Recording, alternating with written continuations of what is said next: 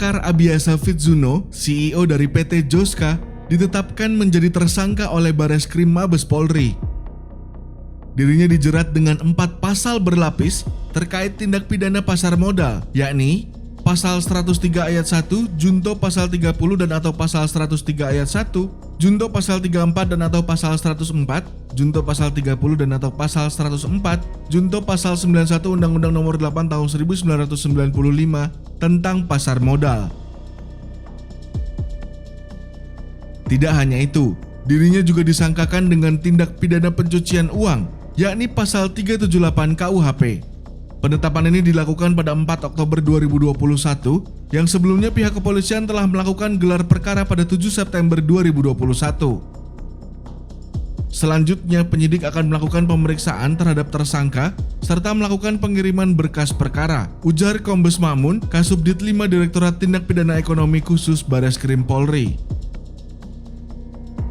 Sebelum ditetapkan menjadi tersangka, Akar pernah mengatakan dirinya akan memberikan ganti rugi.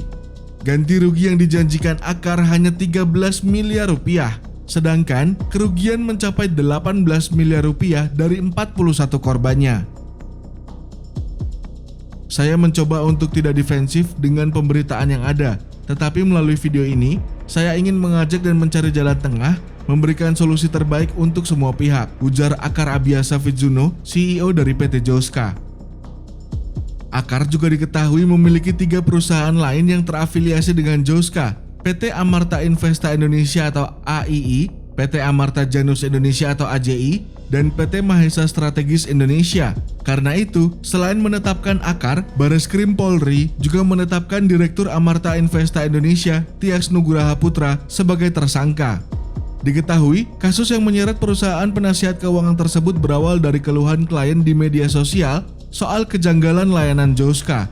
Salah satu klausul perjanjian yang membolehkan Joska mengelola rekening dana investor dianggap menjadi akar masalah karena banyak klien yang terjerumus rekomendasi Joska untuk membeli saham PT Sentral Mitra Informatika Tbk atau LUCK.